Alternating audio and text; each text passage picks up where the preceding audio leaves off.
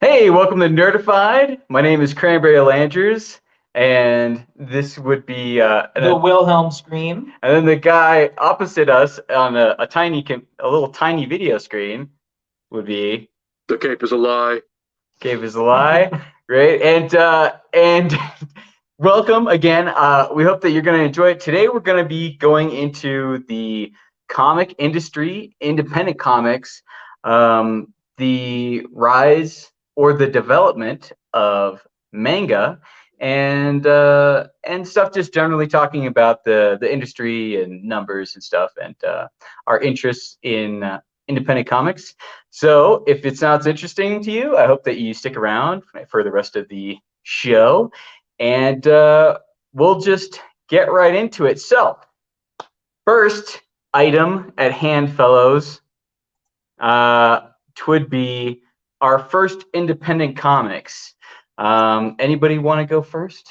I will say my first independent comics, I didn't realize until pretty much this year, was actually an independent comic from Europe.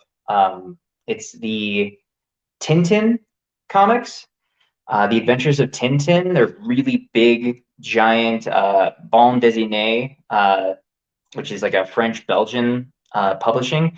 It's stories about a Really big pages, you're saying? gigantic pages, like they're massive, almost like small poster sized, but really awesome artwork. And the Tintin comics take place around a guy who is a reporter who ends up getting wrapped up into adventures and stuff. And really cool, fantastic movie that came out recently, about 6 years ago. And I remember being a very small little child and being able to look at these really phenomenal pictures, and the art was so cool.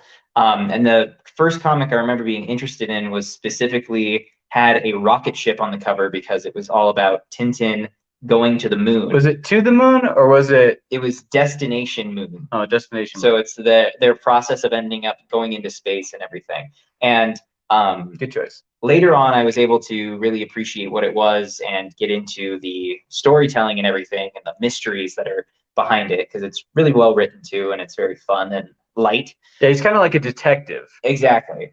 And I really enjoyed that. And I remember being a little kid, just flipping through these phenomenal pages that look very simple at first, but there's so much detail put into it. And the like choreography of like the little action scenes and stuff are really well done. There's just so much effort put into it. It's really cool to see. And I remember specifically jumping from like action scene to action scene, like flipping through the pages and really enjoying it. And that was my first dip into independent comics, as well as the Asterix comics, which I read pretty much alongside the Tintin comics. And they're both a French-Belgian comic, only one is centered around a guy who's a reporter having mysteries and adventures. And the other one is about a Gaul. A Gaul. So pre-French. Yeah. Pre-French peoples. He's a barbarian who basically wanders around knocking out the Greeks and Romans, and it's right, awesome. Invading Romans and stuff. It was during those times. So. And it was really fun, really cartoony and hilarious. And his compatriot Obelisk, who's this giant fat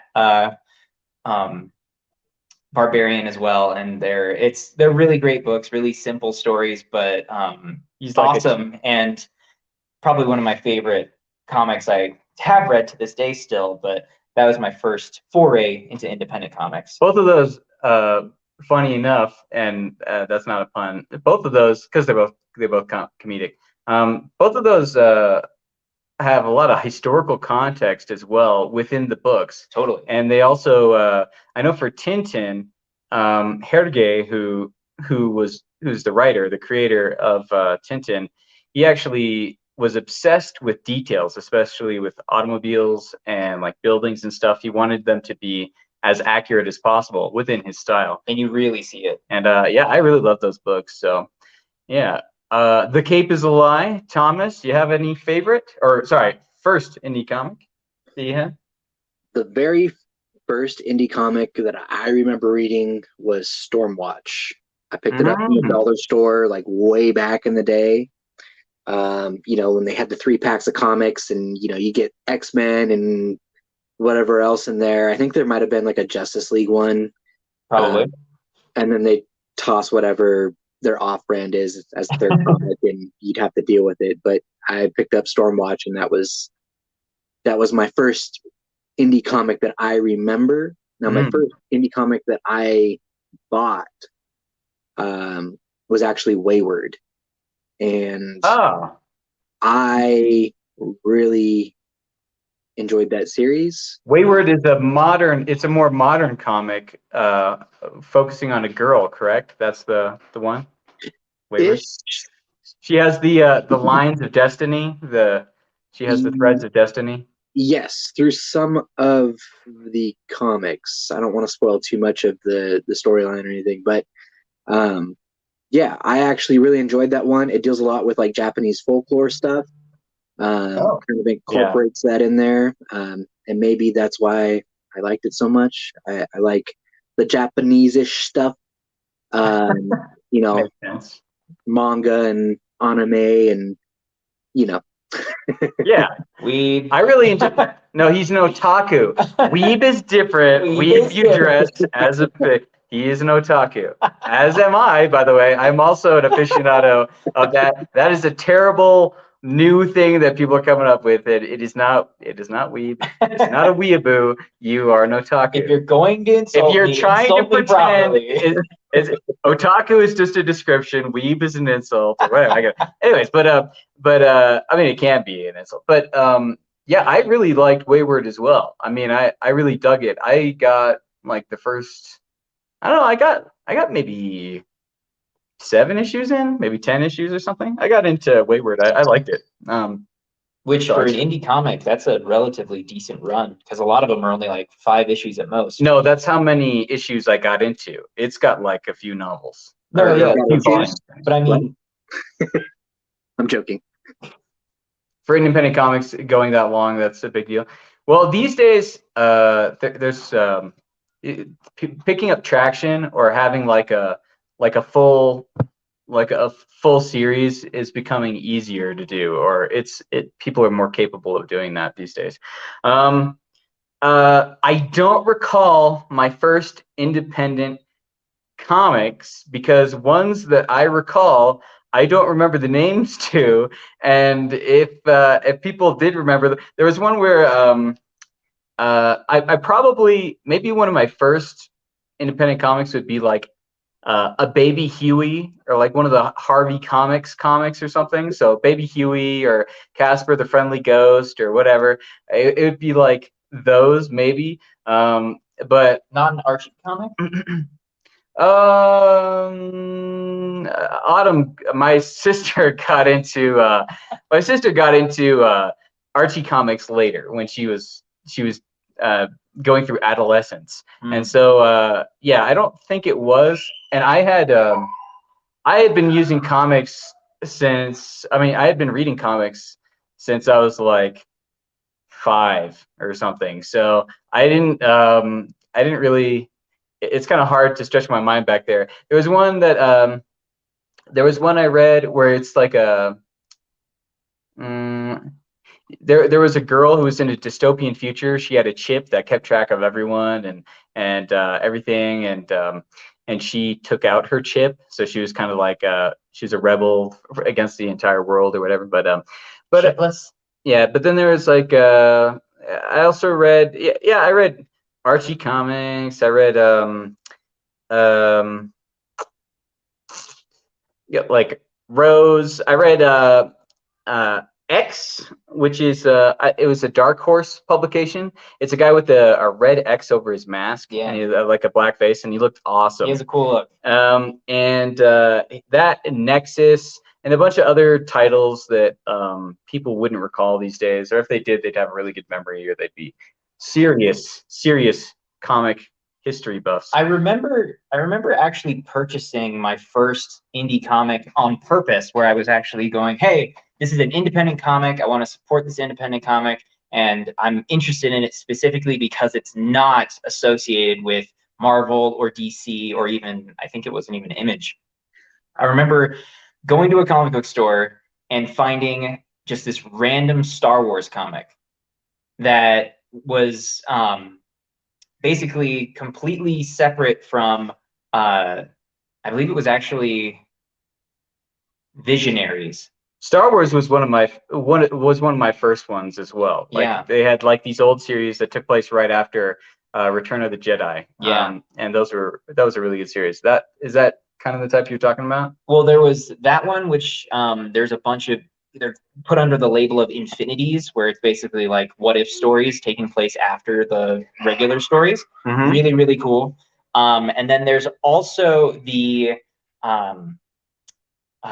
Visionaries comics, which were stories that kind of touched on random aspects of the Star Wars universe, but it's done by the visual artists and the concept artists from the movies. So it's really, really awesome artwork and very, very striking and beautiful. Some of it's like really ornate, like painting styles. Some of it looks almost like a mosaic per page. And then other ones are very like action heavy and that kind of thing. Yeah. That's actually where they first introduced Darth Maul getting his legs cut off and coming back with robot legs. And awesome short story where he shows up to Uncle Owen's farm, and he's there to fight and kill Obi-Wan. And so Obi-Wan is fighting him, bum, bum, bum, bum. And by the end of it, Uncle Owen shoots him in his head, and he has these really gigantic, his crown of horns that looks really, really cool. They're extra long, and he looks really creepy, slightly older and stuff. He's more gaunt, and then has really beefy, awesome robot legs. But they definitely used that more and influenced more into like the Clone Wars show and everything. And it's just really cool to see that have such an influence on stuff later on. It's really cool. Actually, maybe one of the earliest ones I read probably be like Conan or something. There's a bunch of those type of comics as well that were out at the time. Yeah, but I can't really recall. But Hey, Craig, what was that comic that you had me read from the library? It was like Cyber Zero or something like that. Cyber Black and white comic. I don't remember who it was by. Cyber Zero. But Black and white. Dealing with like technology control and things like that. Technology control. You'd have to get a little bit more detailed. It was a pretty thick graphic novel that was like yay big. About a thumb's width or something, thumb height. Yeah, about a thumb height. And you were like, you have to read this one. You have to read it. I was like, okay, I'll read it. But I did read it, and it was really good, but I do not remember the name of it for anything right now. I think I might recall what that was, but it wasn't one that was wasn't one that like really stood out to me among a bunch of others. I think I did recommend it. I think it was good. Another one that I read is what's his name? I forget. It's a Christ recreation or a Christ like story. Earthboy Jacobus is the name of it. But I don't know if anyone would recall that. But yeah, but there's a ton of I've been almost as interested in, well, maybe I've been about half as interested or almost as interested in independent comics as I have as a mainstream Marvel and DC, which is interesting, but but that's starting to wane for me as far as my love for those. But speaking of, that actually brings us into the next topic, just discussing what do you think the future or the future is of the comics industry as far as Marvel, DC, Image, like the big publishing houses for comics in American comics. What do you think about what its state is now, and where do you think it's going? And what do you think about manga and independent comics as well? Do you guys have any thoughts, favorite favorite ones about those? I would say my view on the comic book industry as a whole, especially looking at it from an international lens, where it's not just Western comics. Western comics, first and foremost, they've been having this really crazy surge of independent comics coming into their forefront, like massive appeal. The fact that you're having so many people get kind of tired of the same stories or taking characters into directions that they don't like, especially with the big ones, like people seeing Batman being like heavily kind of emotional, and it's a weird mixture of having him be like subservient almost to Catwoman and seeing his weird relationship with her and how that is taking the place of more adventure aspects to the stories, and it's kind of ruining a lot of that. So Yeah, a lot less of people, focusing on action, more I don't know, drama, relationship drama. interpersonal drama, which I think that does have a place in comics because you want the characters to have that kind of development, including like Spider-Man with his girlfriends. You want him to be able to have someone to go home to after an adventure. You want that weight, you want that value to his life, so he has actual fuel to keep him going. He goes, oh, I need to find Mary Jane. I'm thinking about the woman I love, or thinking about Aunt May, or whatever. You have those aspects to these characters. It's really important, but I think a lot of people in modern comics have been overemphasizing that, or emphasizing aspects of the character that's Feminization. Really, yeah, that too. Just like big aspects to modern Western comic characters that are being completely undermined, and people aren't interested in it. And because of that, you're seeing this massive surge of independent comic creators who are going, hey, I want to be able to make my own stuff. I want to be able to create characters that I have complete control over, which is very reminiscent of what happened with Image being created. A bunch of artists and creators who said,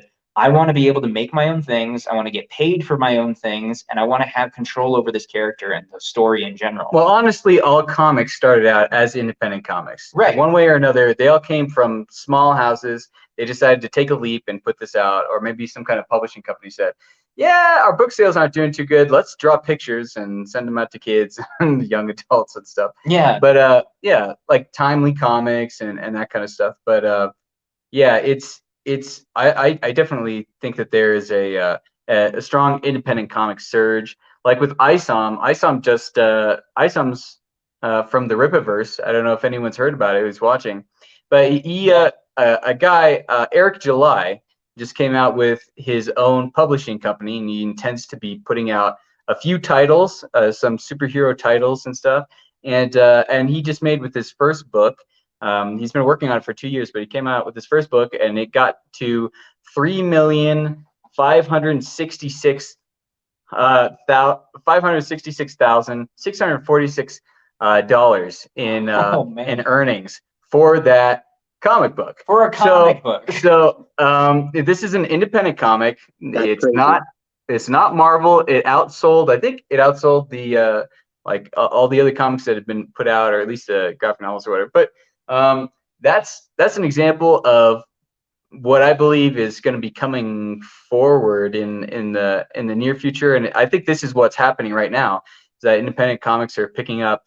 We already know that, and we already know that manga, even though it gets lambasted by people who are diehards for American comics and stuff like that, they would say, no, I can't do manga and stuff. Well, if you're not getting your bread and milk from one place, you're going to go to the other store and you're going to get your bread and milk from there. The manga is it's grown since 2020 to 2021. It actually grew over 100% in its revenue in 1 year. Also, it actually makes up 70 as of 2000 between January 3rd, 2021 and January 1st, 2022, manga made up 76.71% of the market revenue of market shares of the market of of graphic novels and comics. So That is insane. This is by this was put out by, let's see, NPD Bookscan. So they do book sales for all the book sales in America and everything in general, all of it.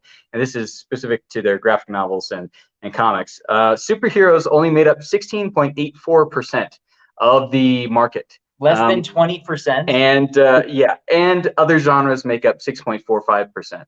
And and the thing is, and another thing is the fact that you'll see many Insider and a bunch of other reporters and a bunch of other news sources. They say that comics are increasing, right? They say comics are increasing. They say the sales are doing well in America and everything else for graphic novels and comics. But what they don't do is they don't differentiate between manga, and they don't differentiate between YA novels, which people are also considering graphic novels now. And they're also not differentiating between American comics. So like Marvel, DC, Image, they're not differentiating them. If they did, I believe this year or earlier this year, The Police Dog or something, there's a YA novel. It was just one novel. It outsold all of Marvel and DC. Wow. So they are saying that, yeah, the comics are doing well, and yes, they actually do have increase for graphic novels and comics sales. But what they don't say is that the market is pretty much all manga. It's pretty much manga, not Marvel or DC. It is not Marvel or DC. It is awful. not. It is not American like superhero comics. That is not something that's happening. And so it makes up like the minority. If you say that manga is a niche, if people are claiming that manga is a niche and that it's not the big real comics, well, you're the niche, sadly. That is niche. Marvel and DC, that is the minority of the sales. You are in the minority. That is the minority industry. So that is something that people will have to cope with. And maybe they can realize that if you put out comics that people care about, you're going to have more interest in those things. I used to love Western comics and American comics and stuff. I used to read them, not with independent titles and stuff. But I had some interest in European things. But I actually went to manga and I went to Japanese and Korean stories and stuff because that's where I got what I wanted. I wanted action. I wanted good guys to be good. I wanted bad guys to be bad. I wanted ladies to not look like dudes, and I wanted dudes to not act and behave like women and look like women. So well, you're still gonna get that in manga, though. Yeah, but surprisingly less so. And I will say this. That they are portraying men as more masculine, and they are showing them as more manly, and you can tell the difference between them and women in manga more frequently than you're going to be seeing in Marvel Comics. It's just a short while. Or maybe you would see a man, but they would call it a woman in the comics. So this is just something that it's happening. They've been losing it. As long as story and character are secondary to your philosophical goals or whatever, your philosophy and your whatever. If it's not served by the story and that, it's not there. Manga added in between 2020 to 2021, it added 15 billion more copies of all their books sold worldwide. So they have 15 more books that are coming out. They actually couldn't keep up with supply. In other words, there are waiting lists for manga. There are waiting lists for manga novels or for volumes because they can't keep up with the paper printing. They can't keep up with it because it's so in demand. That is a high-class problem. I don't see that happening with American comics, and I've been eschewing, those things. So you're seeing more Western comics and comic book stores having to send back their comics because they're not selling enough. They're having to go, oh, I have a surplus of this. I need money back for it. And so these companies are having to refund comic book owners and comic book store owners. Yes, I will say that Manga is actually, it takes up the top 20 spots of the most sold graphic novels in the United States right now. It takes up the top 20 slots, and that's not a surprise. It has been for a while. What is a surprise is there's another list that works on sales of American, that it works on sales of, so this is bookstores. They take up the 20 slots of graphic novels for bookstores generally. But for comic book shops, now it usually took up American comics. You see, the sales used to be the top 20. It was just like American comics, Batman, superheroes, Spider-Man. DC, Marvel, yeah. And but the thing is, now you're seeing Manga in those top slots as well, meaning that the comic book distributors from the local comic shops are realizing that they're not getting the revenue that they can make with Manga, and so they're stocking more Manga, or they're getting more requests for Manga in their stores, so in their brick and mortar stores. So that's also something that is happening. Yeah. I was going to say the fact that you're seeing this huge uptick in Manga and independent comics, it just shows what audiences are interested in. When you're having people put in so much money into indie comic makers like, say, Cyberfrog by Ethan Van Sciver, or you have Isom by the Rippaverse and that kind of stuff. You're seeing these comics that, at face value, the characters that have no background on them, people don't have any kind of connection to them. The only thing they know is that the people that are creating them have story in mind. They want to have good quality storytelling, and that's what people want, and that's what people are interested in. And they're not going to mock their audience. That's another thing. I don't read the comics because I got tired of being told I'm a horrible person just by reading the comics, just by virtue of what I look like and who I am. That's not something I go to read my comics for. And honestly, I want to read the characters and the stories that have been around for like decades. I don't want to read something with the same colors on top of it and it's a completely different color. A completely different character.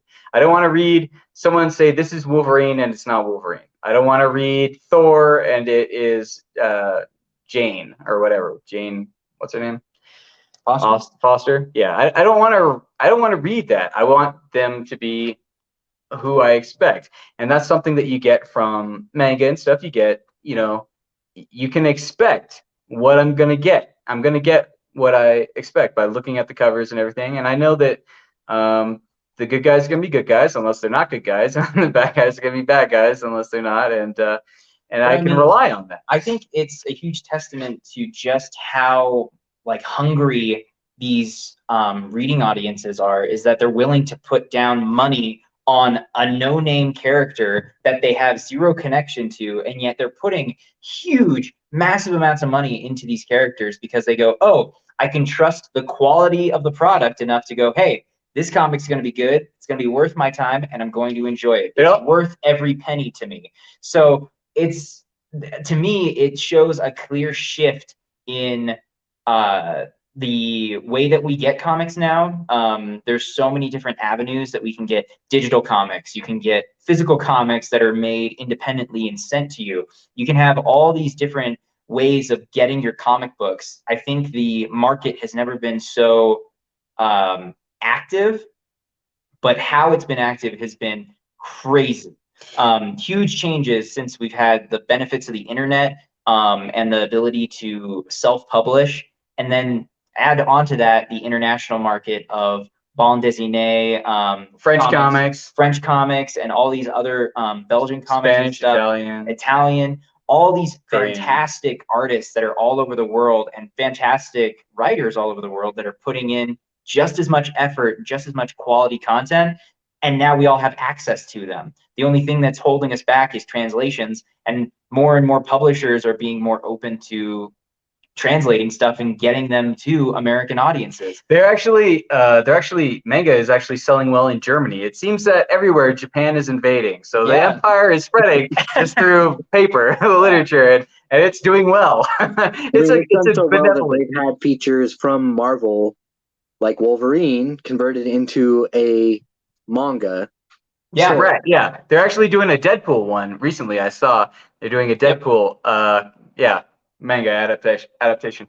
They have and it also it kind of goes to the point. It's something that you hear in modern Marvel comics, modern DC comics is racist. Okay, you're a racist. Okay, people are racist. And the thing is, your audience, funnily, is actually going to a completely non-white, whatever culture, nation. They're going to these places that aren't from where they're from, and they're sucking it up. They are eating it up. They can't get enough of something that isn't what they say people would be after. And and I'm one of them. I don't care what you look like. If it's a good story and I like the characters or whatever, I'll be into it. And I've pretty much given up on Marvel and DC for my part. But What are your thoughts, Thomas? I think that there's a few things happening in the industry right now that on the technological side that are really making a big difference as far as publishers, distributors, and stuff.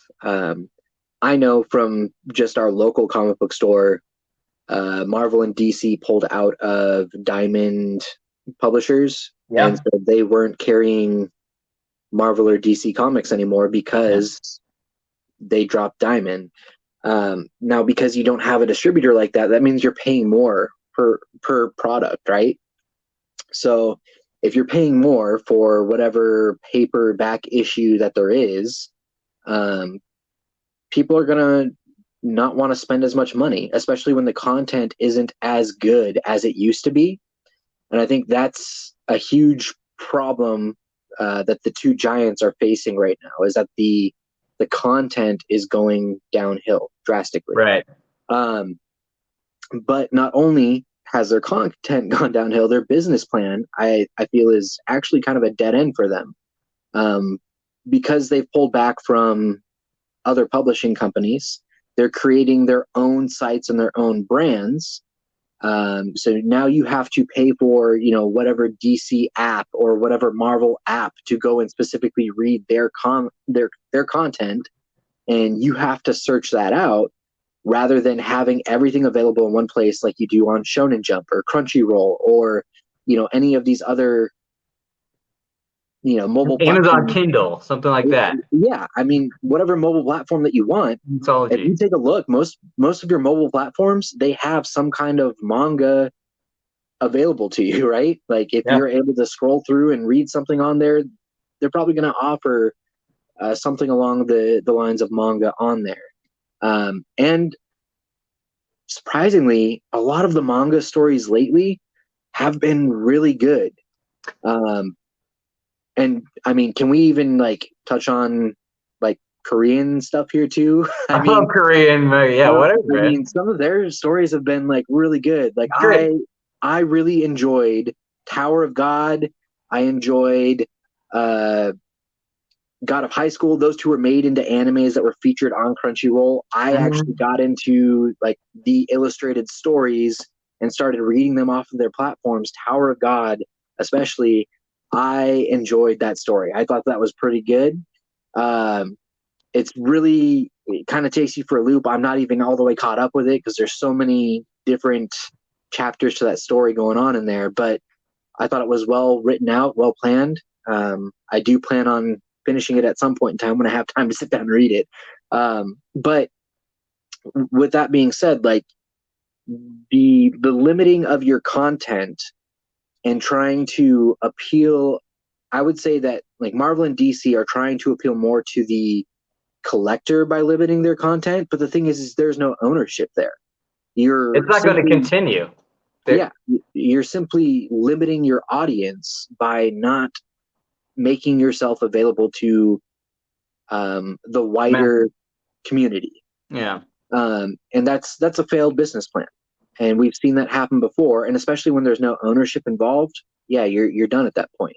What I can see happening though, and sorry guys, I'm gonna jump into the crypto NFT space here for a little bit. Is I could see comics and comic book characters going that route in the technological space, because then you have an ownership thing that's happening there. And I do think that Marvel and DC are probably exploring something like that, where you're going to start seeing like, okay, in order to get this, you have like a digital ID number, and this is your ownership copy, and that way it gives people their value. And that may be how they're able to turn their market around. I personally don't want to see that, because I want the content to get better. I want their content to be something that drives me there. And I'm like, okay, I actually want to read this storyline. I don't want them to take old characters and keep rewriting them to fit a far extremist audience that nobody really has any interest in. I will. You asked. You made a quick comment about why the stories are getting better. You don't know why or something. I actually believe I know the answer to that, because I've been reading on that. My opinion is that they are telling more Americanized stories. They're telling more things that an American audience would actually be into. More Western culture. More action, more this kind of stuff. And not that there haven't been comics, manga, previous to that haven't been very action heavy. But I think that they have. I've just noticed a progression that they are doing Western stories, Western style stories, American, that kind of style stories in the manga, and it's coming to the forefront. I think they realize that the market is going that way, and they can see the numbers about American audiences, what they'll buy, what they're into. And if you're seeing that, I mean, why wouldn't they cater to it? Capitalism, folks. Yeah. Yeah. I mean, I would say it's pretty obvious when you look at like the popularity of, say, a manga of My Hero Academia. It's taking more generic Western style superhero tropes and injecting it into classic manga tropes of an academy or a super team or something like that, which you've seen in so many other mangas and animes. Or individuals. And you see these clear like aspects of American superheroes stuff where it's like a Superman-esque character in All Might and that kind of stuff, and seeing the young up-and-coming superhero who has aspects of Spider-Man and Robin. Like, he looks straight up like one of the Robins. Like, you have these aspects that are clear iconography that our brains go, oh, I recognize that, I like that, because we've been trained to enjoy it for years, and for the last 60 years. And so you're seeing that influencing a completely different market, and it's just making the comics better. The mangakas, they are the writers for mangas. They've actually stated openly that they do get inspiration from, and they are fans of American / Western comics, or at least they were. And I think that's, again, one of the other signs, or one of the other signals that, yeah, they are taking it from American comics, just like they did with Disney's animation style. They're taking it from us, and they're doing it, and we like what we like, oddly, and so, yeah, you can see what the effect is. They get rich, and and our markets get smaller because people aren't willing to do the old American stories here anymore. They're not willing to do the stuff that we like, our books. What are you talking about? Top Gun Maverick was just the top-selling movie this last year. That one movie. Yeah, that one movie. Yeah. Yeah. Did you have anything further? Yeah, I think I cut you off. I'm good. I was just saying, like, I think that the eventual business plan will move into more of like that NFT world space, because they're trying to take everything digital now. Personally, I don't buy paperback issues because, one, it takes up space. Two, I don't like the storylines, so I've stopped for probably the past year or so buying paperback issue comics, where I used to be like a regular person that would go out and purchase. My last purchase was The Last Ronin. I think that's the last like good comic book series that I've read and I thoroughly enjoyed. And I'll get back into that, a little bit more here in a little bit. But I think we're reaching a point where we've kind of hit the cap as far as the comic book industry goes. We're not, as far as Marvel and DC content, we're not really seeing stuff come out movie wise that people are still crazy about. The storylines and the artistry aren't as great anymore in the comic books themselves. And so I think that you've seen two companies here that might have reached their peak. Maybe there is something, in the back pocket here in the future where they're going to pull it out and go, hey, actually, surprise. And, we'll see something cool happen. But as of right now, I'm looking at the way forward and which industries are going to survive and which ones aren't. I don't see a business plan like theirs succeeding.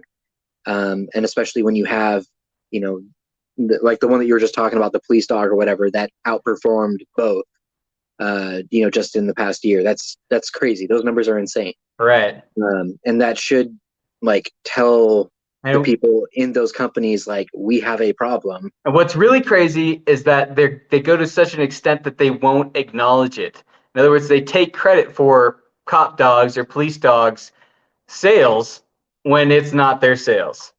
And so that's a really big point. Also, the fact DC had Fandom 2022, which was supposed to be like a comic convention. They abandoned that. DC has put WB Warner Brothers Discovery has put DC Comics into a small little office, on a floor or two floors in one of their main office buildings. They don't even have an independent. They don't have an independent building and everything to operate out of. I think, and the fact that their movies are closing down and stuff, I think that they see that their philosophy, their sales philosophy, and their storytelling philosophy is not bringing them money. I think it's going to be really, really interesting in the next 10 years seeing where the comic industry is going, because you have all of these iconic characters, but they're not coming across well to most audiences. So you're having the Batmans, the Supermans, the Spider-Mans, the X-Men. You're having these really awesome characters. And beyond that, they're now becoming just kind of representatives. They're just content, but there's not actual, you're not seeing any storytelling really progressing. They're not becoming iconic for their storytelling. They're just iconic as characters or products. So I think what's going to be really interesting is stuff going into public domain in the next few years. You're going to have huge characters that are going to become public domain. There's going to be Superman, Batman, characters that have been around for almost 100 years that are now going to be open for anyone to write about. Winnie the Pooh. Yeah, Winnie the Pooh, the classic hero, Winnie the Pooh. You're going to have these crazy, you're going to have these crazy stories of people being able to take characters that they've loved and read about and talked about and thought about for years, that's now given free reign to go, hey, I'm going to write a complete story all to myself, all on my own, that's going to have my own fingerprints on it, that's going to be this amazing character spun in a direction that I want to take it in. Well, you have a bunch of independent comics that are already doing that right now with the Shadow and that's exactly what I'm saying. You're going to see you're seeing classic pulp heroes and stuff, but you're also going to see even more iconic modern heroes that are going to now become their own entities, because it's going to change completely when the characters that have been under such tight, grounded control for so many years, now it's free reign. You're going to see insane stories that are going to come out of this. It's going to become I think it's going to be similar to what we see in Sherlock Holmes adaptations and stuff like that, where the character goes in crazy directions. You have, it's Sherlock Holmes in modern times. It's Sherlock Holmes taking place in the future. It's a guy who's a descendant of Sherlock Holmes. It's this, it's that. You're seeing crazy, interesting flips on the character but highlighting the good parts of the character because they're so iconic, you're going to see a lot of that. That actually leads me into something. DC, it looks like, is licensing or intends to or is already licensing out their characters, so their IPs. Licensing meaning that they give the rights for other people to publish and tell Superman stories, Batman stories, these stories, but with other publishers, and that they're doing it. Example being, recently Todd McFarlane and his company actually got the ability, got like exclusive rights or whatever, to create the figurines slash action figures from DC Comics.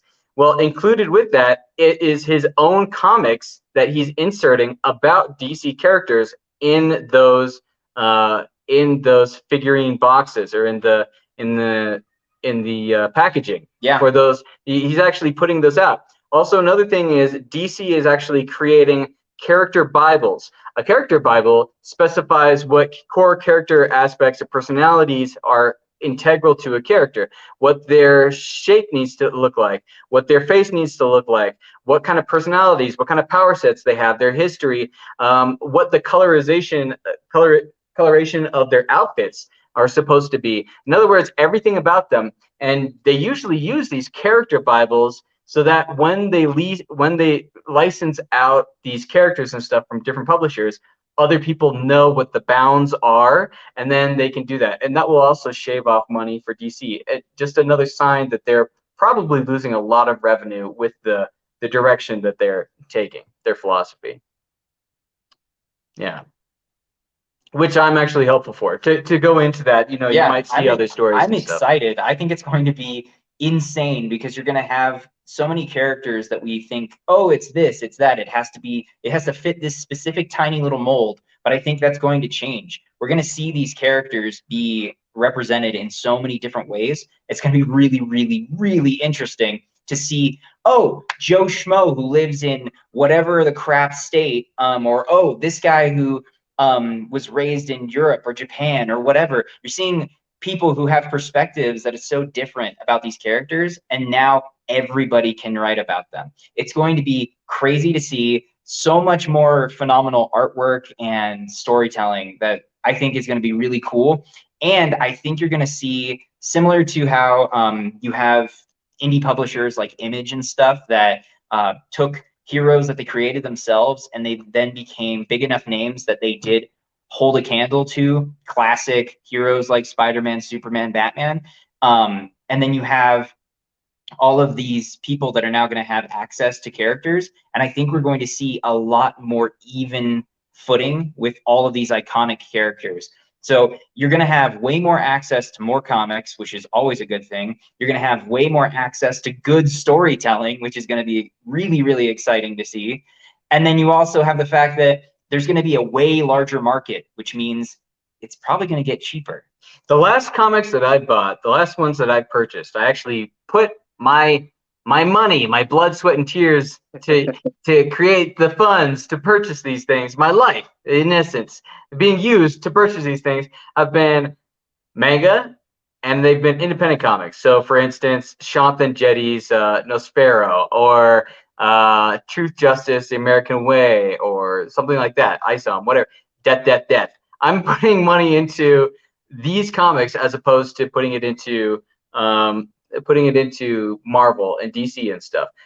Some of it doesn't have the regulatory parts of it, but at least I know that they're going to, try to sell me something that they think is worth the money. When did Todd McFarlane start doing his figurine comic thing? I think it literally is. It all has gone through, I think, in the last 2 months. Yeah, the last 2 months. And I'm gonna try searching that out. I think he's putting out comics now with DC characters.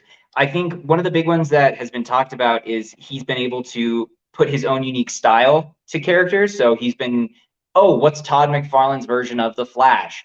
And then it's an action figure of a Todd McFarlane Flash. So his little ear point spikes are a little more spiky, or he has more armor to his costume, or that kind of thing. And then on top of that, you have a new issue that he's publishing of that character. Last I checked, Crazy. it's only one issue so far, but it's a number one issue. But he's putting it out for a bunch of different figurines, as opposed to collect them all. This is number one of this world, and it features all the characters. So it might be signaling that there is some other books to be coming out in the series, i.e. DC has actually licensed out the properties, the IPs, and so they might be testing it out, testing the waters to see if they're going to be doing that for more. And I would look forward to that, because these guys, I don't have confidence that they can tell their own characters well, their own stories well. I've actually, speaking of Todd McFarlane, I've started to get more into Spawn as a character, and just reading more about Al Simmons and the Hellspawn and that kind of thing. I've heard about it for years, especially being a 90s kid, being able to finally start reading those comics. And I watched the HBO series, finished it actually last week, and really, really cool, awesome character, so much potential. I'm excited to keep reading in that. But apart from that, I was really curious on what your guys' favorite indie comic. No. Actually, I'm really curious about what everybody's favorite indie story or comic has been so far. I'll actually go. So it depends on what you guys consider indie, because I'm going to cut out manga and I'm going to cut out like European comics, because if I did that, that'd be a whole different kind of thing. So it depends on what you guys want. I think one of my favorite books that I saw stateside was probably Bone Comics. I think it's Jeff Smith is the name of the writer / artist. But yeah, that's gone on for a while. I had the entire series in a single novel, but there's too many to pick from for me. But you would say Bone would be probably your favorite? Yeah, it's like one of my all-around favorite ones. I've had ones that I liked more, but they were shorter series. So it stands out more. Manga, I would actually probably choose I actually really like I thought we weren't doing manga. Yeah, I know. All right. I'm done. There you go. One Piece I watched the show of, but that is yeah. I am gonna have to say The Last Ronin. If you guys haven't read The Last Ronin yet, please go check that storyline out. I really hope there is a live adaptation and they make this into a show, because it's that good. Spoilers, you have Michelangelo, who is the last surviving turtle. Maybe a little bit of like psychosis going on, where he's seeing his dead brothers, like kind of talking to him and guiding him through. Of the Teenage Mutant Ninja Turtles. That's right. Huh? Of the Teenage Mutant Ninja Turtles. He's no longer teenage. He's just a Ninja turtle. Mutant Ninja Turtles. Yeah. Grown man Mutant Ninja Turtle. You have April, who's grown up too. She has a kid who is being trained by Michelangelo, and there's a whole big storyline behind that. He goes on to take down the clan, and yeah, and it's awesome. That's what I'm going to leave it at. I want to see a live adaptation of that so bad, because, to be honest, the past two movies weren't that great. To see something like that put into a live adaptation and them do well with it, I think would be a blockbuster hit and would kind of upset the industry even more than it already is. But when you have good storylines like that, you have to do something with them. And this is one that I hope they don't miss the mark on. Wilhelm Scream? Well, I was going to ask, that's published by Boom Comics, is it? Is that IDW, I think? Or is that IDW? I think it's IDW. Okay, because I know that has been talked about like a lot in the last year. People have been really, really loving that series, and you can find that at a local comic book store right now. Like I guarantee every comic book store around has a few issues of that, if not the entire series, because that has been selling really, really well. Even someone like me who has barely any connection to TMNT, I still was curious and flipped through a couple pages of it because it's one, artwork looks phenomenal. Two, it's Yes. an interesting, darker tale than they normally go into with TMNT, except for like the early Mirage comics. So I think, yeah, I think that's really cool, and people should definitely check that out. My personal favorite indie comic I've talked about before. I'm a really, really big Hellboy fan. Hellboy by Mike Mignola. yeah, with Mike Mignola. Um, I'm a big Dark Horse publisher fan. They made a ton of Star Wars. They've done a ton of Predator and Alien comics, which honestly, you can't really go wrong with most of those series. I don't like those. Yeah. And I would say Hellboy is kind of the crown jewel for Dark Horse for me. Even saying that as a massive Star Wars nerd, I really, really enjoy the Hellboy series. You don't have to worry about finding like, oh, I jumped into it at this point. I jumped in. When should I read it? When should I start it? Doesn't matter. Just pick up a random issue, pick up a random volume. It is totally worth it, and it is fantastically written. Really, really awesome, iconic artwork. Interesting uses of darkness and light, and how they show characters. It's really, really cool.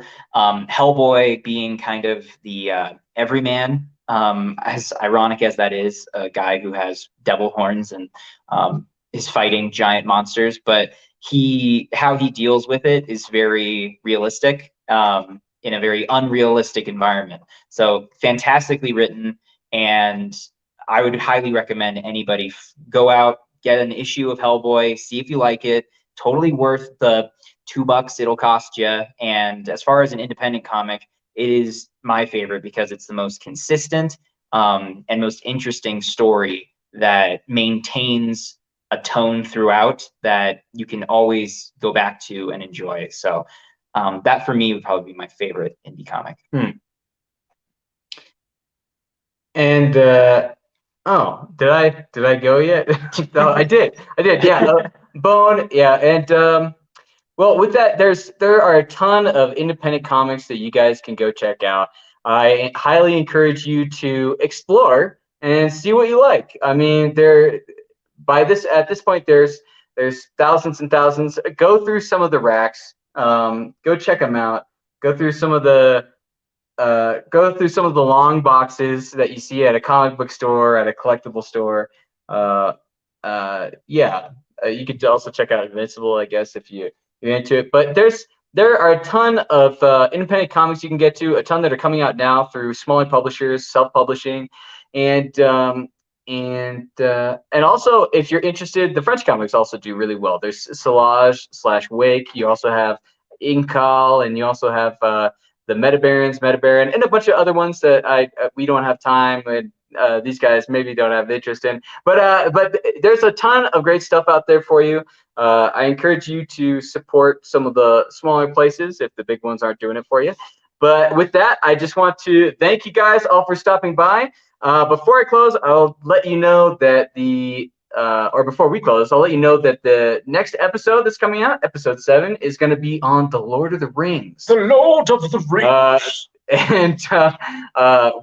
We're all geeks, huge nerds and stuff, so we're going to have lots of opinions on that, and we might have some more input on what we think about maybe the new series coming out from Amazon. But either way, and we might talk about the movies. Watching it yet?